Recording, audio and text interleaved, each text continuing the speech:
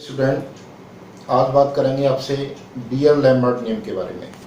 पिछले वीडियो में मैंने आपके साथ लैम्बर्ट नियम के बारे में बात की थी और उसी लैम्बर्ट नियम को बीयर नामक वैज्ञानिक ने पदार्थों की बिलियनों पर लागू करके एक नया नियम दिया जिसे बीयर-लैम्बर्ट नियम के नाम से जानते हैं।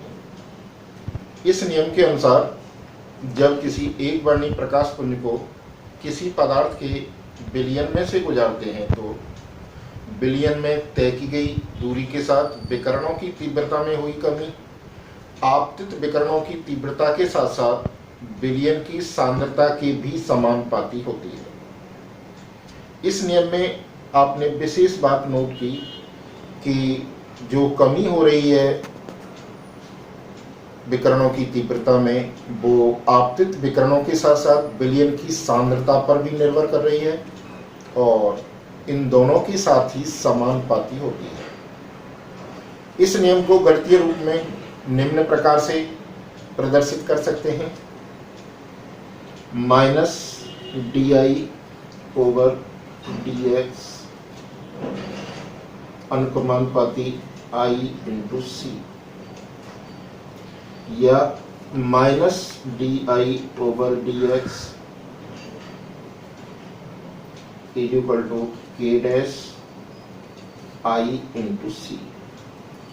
आई को इधर डी आई के नीचे ले आइए और डी एक्स को उधर ले जाएं तो माइनस डी आई बटे आई इज इक्वल टू के डैश सी इंटू डी एक्स या D I over I is equal to minus के डैश इंटू सी इंटू डी एक्स। यह बीयर-लैम्बर्ट नियम का गणितीय समीकरण है। इसे अवकलित समीकरण भी कह सकते हैं। जब इस समीकरण को x बराबर 0 से x बराबर x के मध्य और i बराबर I0 से i बराबर i के मध्य समाकलित करते हैं तो इस समीकरण का रूप निम्न प्रकार का हो जाता है। समाकलन i is equal to I0 से i is equal to i के मध्य di over i is equal to समाकलन x बराबर 0 से x बराबर x के मध्य minus a dash into C into D x. इसका समाकलन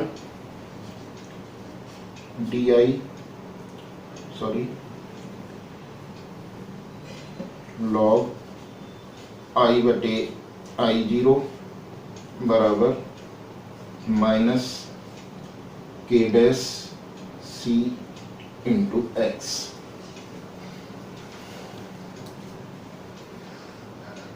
नेचुरल लॉग को लॉग बेस 10 में परिवर्तित करने पर 2.303 लॉग i बटे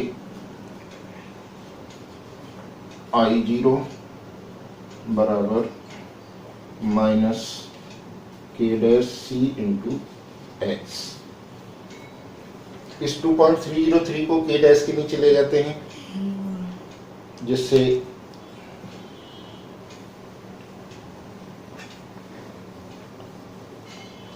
समीकरण निम्न रूप में आ जाता है।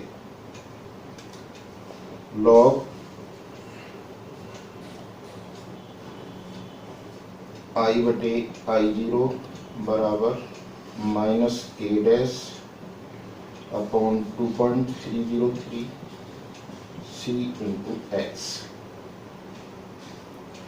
इस समीकरण में अगर आप ध्यान दें तो के डैश बटे 2.303 में दोनों ही राशियां कांस्टेंट हैं, इसलिए इसके स्थान पर एक नया स्थिरांक हम यूज कर सकते हैं जिसे एल्फा या एप्सिलॉन के द्वारा व्यक्त करते हैं। लॉग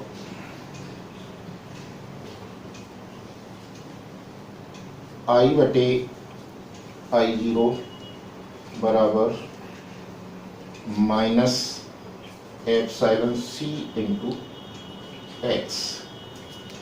इस ऋणात्मक चिन्ह को हटाने के लिए इन दोनों की पोजीशन इंटरचेंज कर देते हैं। लॉग आई जीरो बटे आई बराबर epsilon C into X. Log I zero बटे आई बराबर ए होता है, क्योंकि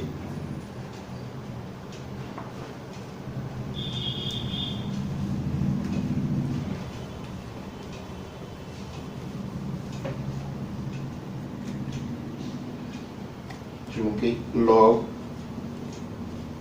आई जीरो बटे आई बराबर कैपिटल ए होता है। इसे अवशोषणांक या एब्जॉर्बेंस कहते हैं।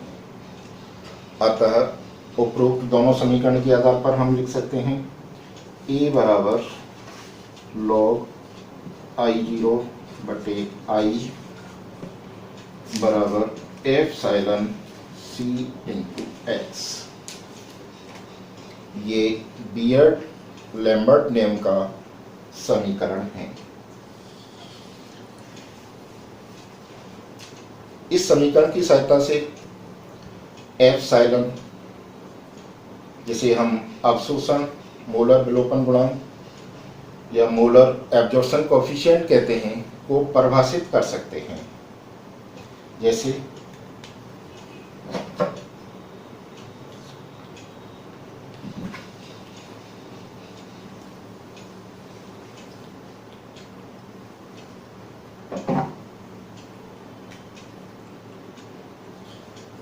हम जानते हैं कि A बराबर एप्सिलॉन सी इंटू एक्स। यदि लंबाई को हम x के स्थान पर स्मॉल l के द्वारा व्यक्त करें तो A is equal to epsilon C into L हो जाएगा। इस समीकरण के आधार पर एप्सिलॉन is equal to A upon C into L. इस समीकरण से हम मोलर विलोपन गुणांक एप्सिलॉन या मोलर अवशोषण गुणांक एप्सिलॉन को परिभाषित कर सकते हैं। जैसे यदि विलयन की सांद्रता इकाई हो और प्रकाश द्वारा तय की गई दूरी इकाई सेंटीमीटर हो, अर्थात c बराबर 1 और l बराबर 1 हो, तो इस स्थिति में epsilon is equal to a, अर्थात किसी भी विलयन का अवशोषण गुणांक बराबर होता है मोलर विलोपन गुणांक के, जब विलयन की सांद्रता इकाई हो और उस विलयन में प्रकाश द्वारा तय की गई दूरी इकाई सेंटीमीटर हो। अर्थात जब इकाई सांद्रता के विलयन में एक वर्णी प्रकाश पुंज द्वारा इकाई सेंटीमीटर दूरी तय की जाती है, तो उस विलयन के अवशोषणांक को ही उसका मोलर विलोपन गुणांक कहते हैं। इस प्रकार बियर्ड लैम्बर्ट नियम कंप्लीट होता है। डियर स्टूडेंट्स, आज बात करते हैं आपसे limitations of beard Lambert's law, अर्थात बियर्ड लैम्बर्ट नियम की सीमाओं के बारे में। यहाँ पर एक चीज आप लोगों को समझनी चाहिए कि प्रत्येक स्थिति में बियर्ड लैम्बर्ट नियम को लागू नहीं किया जा सकता। कुछ विशेष स्थितियां ही होती हैं जिनमें इस नियम को लागू किया जा सकता है, और वो स्थितियां कौन कौन सी हैं। सबसे पहले, प्रकाश पुंज एक वर्णी होना चाहिए। नंबर 1, प्रकाश जो प्रयुक्त किया जा रहा है वो एक ही तरंगदैर्घ्य का या एक ही रंग का होना चाहिए, तभी ये नियम ठीक प्रकार से लागू हो पाता है। नंबर 2, विलयन की सांद्रता निश्चित होना चाहिए और विलयन पर्याप्त मात्रा में तनु होना चाहिए। अगर विलयन की सांद्रता परिवर्तित होती रहेगी या विलयन बहुत ज़्यादा सांद्र होगा तो इस नियम को अच्छी प्रकार से लागू नहीं किया जा सकता। अतः स्पष्ट है कि विलयन पर्याप्त मात्रा में तनु होना चाहिए। तीसरी सीमा या लिमिटेशंस है कि विलयन सांद्र नहीं होना चाहिए। यदि विलयन सांद्र होता है तो उस स्थिति में प्रकाश का प्रकीर्णन हो जाता है और बियर लैम्बर्ट नियम अच्छी प्रकार से लागू नहीं हो पाता है।